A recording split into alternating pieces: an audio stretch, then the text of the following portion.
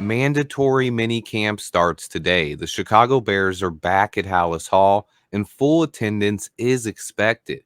Today marks the start of the Bears' 3-day mandatory OTA practices, where the full team will be at Hallis Hall. Today, I wanted to talk about what to expect from this week's coverage and ask the question, should we be worried about Nate Davis? Let's go ahead and get right into it.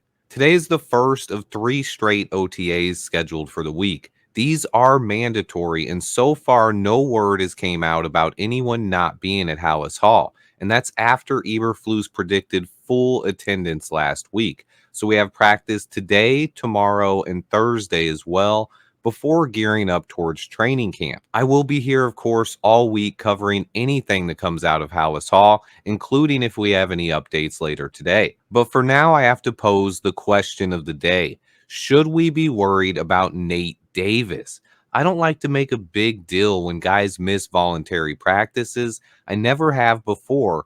In fact, Montez Sweat and Keenan Allen both missed last week, but they've returned to Hallis Hall this week, and I barely mention them. Nate Davis was at Hallis Hall last week, but he was not practicing. And I just have to pose the question here, is it time to start worrying about Nate Davis? I was very patient with him last season, and one thing that I've mentioned a lot about Davis's contract is that Ryan Poles did write in an out after this season.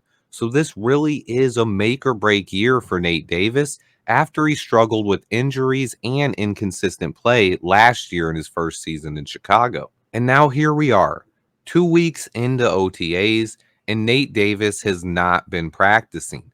This is after missing almost all of training camp last year and then missing 6 games during the regular season. And then on top of that, during his 11 starts, he did not play up to his standards. He allowed 29 pressures and had 6 penalties, grading out with a 52.9 overall grade from PFF and a 47.9 pass blocking grade, which were both his worst scores since 2019 when he was a rookie.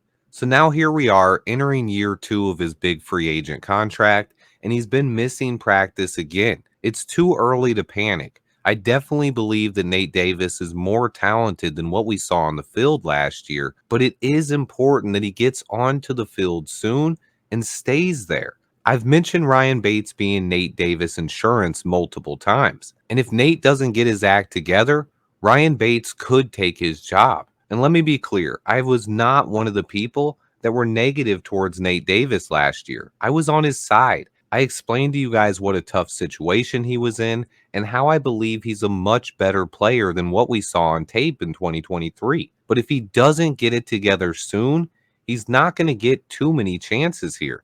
This is definitely a make or break year for him. If he struggles staying on the field this season, he might not return next year. However, let me be clear.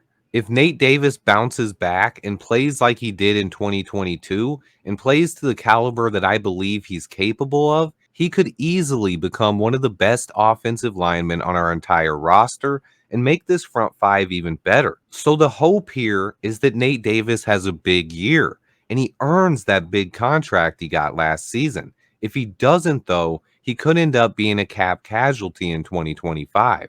And today starts that very important year for Nate Davis. I will be monitoring his progress throughout the offseason and once we get to the regular season. I'm not panicking. I still believe Nate Davis can bounce back and have a huge year, but I'm going to be keeping my eye on him.